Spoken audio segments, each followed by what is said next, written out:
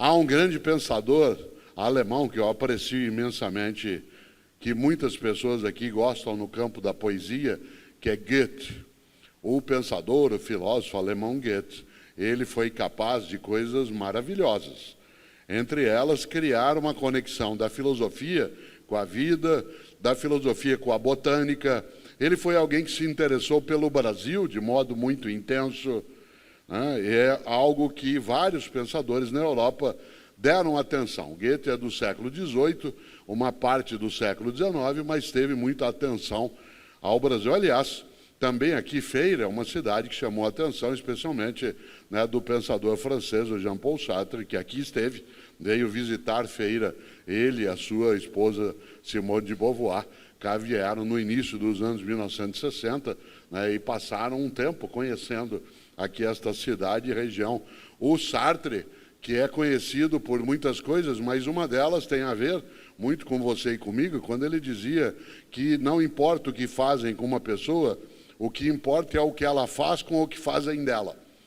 Isto é, não importa se alguém faz algo contigo, o que importa é o que você faz daquilo que de você fizeram e, portanto, exerce tua autonomia, tua iniciativa. E Goethe tem uma expressão de uma simplicidade imensa. Ele dizia, se alguma coisa tem de ser feita, então que essa coisa seja bem feita. Olha que coisa! Se alguma coisa tem de ser feita, então que essa coisa seja bem feita.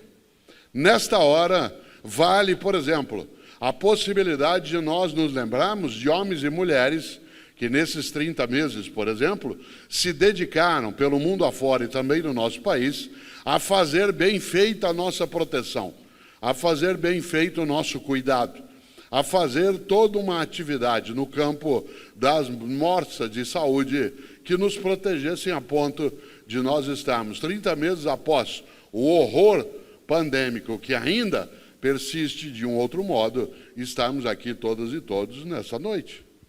Evidentemente, fazer isso hoje, 18 de outubro, que é o dia em que entre o mundo católico, especialmente, se lembra de São Lucas, um dos evangelistas, aquele que é entendido como sendo um médico, há várias menções dentro do texto religioso cristão, né, a vida de Lucas, e entre outras coisas, hoje é, como sabe, o dia da médica, o dia do médico, por conta exatamente dessa lembrança, né, relativa a Lucas. E é curioso também, porque uma das coisas boas é o quanto que pessoas se dedicaram a, tendo de algo fazer, fazê-lo do melhor modo. Claro, nós não cessamos ainda o tempo de cuidado, de cautela, de salvaguarda. Eu mesmo passo o tempo todo em que estou com outras pessoas usando máscara. Agora eu estou aqui no palco sozinho e eu o faço por uma razão, né? Todos os dias eu tenho contato com pessoas e isso permite que eu seja, novamente, por exemplo, capturado pelo vírus. Se uma gripe, que é aquilo que eu estou nesse momento, ela traz alguma dificuldade, né, para as minhas atividades, ela não impede de vez, mas o vírus da Covid faria com que eu ficasse 2 semanas sem nenhuma atividade. Por isso, quando eu estou em estado de convivência, eu uso máscara. Para quê? Porque se alguma coisa tem de ser feita, então que ela seja bem feita. E uma das coisas que tem que ser bem feita é a nossa capacidade de cuidado. E por que eu lembro isso? Porque no dia 18 de outubro do ano de 1915, isto é, há 107 anos, nasceu em Uberlândia, no Triângulo Mineiro, um dos mais estupendos artistas brasileiros. Ator, cantor, dançarino, um homem de 1,5 metro de altura, Grande Otelo. Grande Otelo, que muita gente teve a ocasião de ver em apresentações no cinema. Uma ou outra de nós teve a ocasião, como pessoa, de vê-lo em apresentações.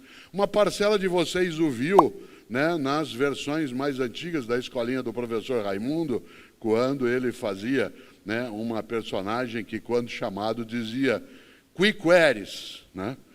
E é interessante, porque Grande Otelo, um homem de 1,5 metro, que nasceu exatamente há 107 anos. e que morreu em 1993 na cidade de Paris, produziu arte de altíssimo nível. E uma das coisas mais maravilhosas feitas por Grande Otelo, alguém que, quando representou, o fez do seu melhor modo, a tal ponto que ele é absolutamente admirado, né, dentro da arte brasileira, especialmente por quem tem mais idade, que, portanto, teve ocasião, né, de presenciá-lo em várias situações. O mais forte é que Grande Otelo, em 1969, ele participou de um dos filmes mais estupendos da filmografia brasileira, que é Macunaíma. Provavelmente poucas pessoas aqui viram Macunaíma no cinema, afinal quase ninguém aqui havia nascido em 1969, as mulheres nenhuma, uma parte dos homens sem dúvida já houvera nascido. E uma das coisas boas é que em 1969, faz tempo, o cinema lançou o filme Macunaíma. E Macunaíma, como sabe, é uma obra de Mário de Andrade, um paulistano que escreveu esse livro no ano de 1928. E esse livro, ao ser levado para o cinema, teve como seu intérprete central Grande Otelo.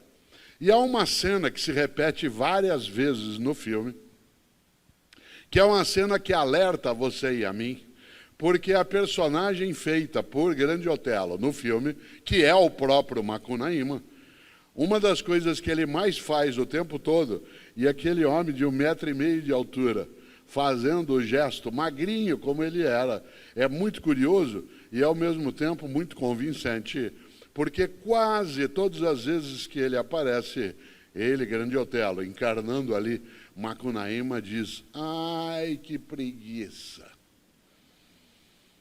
Ai, que preguiça! Preguiça de quê? De fazer alguma coisa. De ter de me esforçar. De ir lá, como lembrou o Pedro, tirar o leite da vaca. Ai, que preguiça!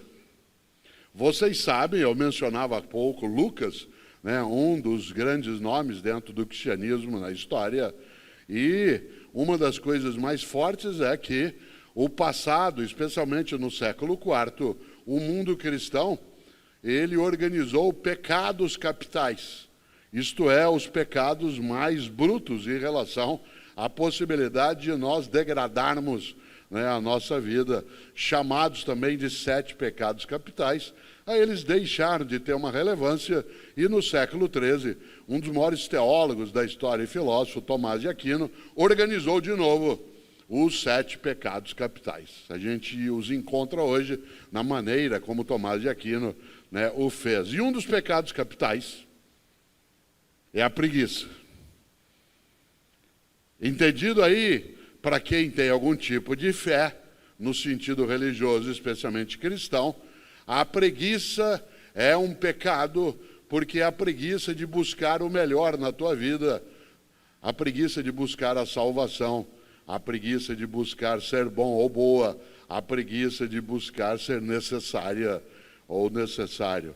Aliás, a palavra preguiça, no nosso idioma, ela, vez ou outra, pode vir também na sua forma latina, que é assídia, e também se diz assédia em português com C, né? Não assédio com 2 S, mas assédia com C, se usava no latim assídia. Um pecado capital. Pecado de quê? Ai, que preguiça!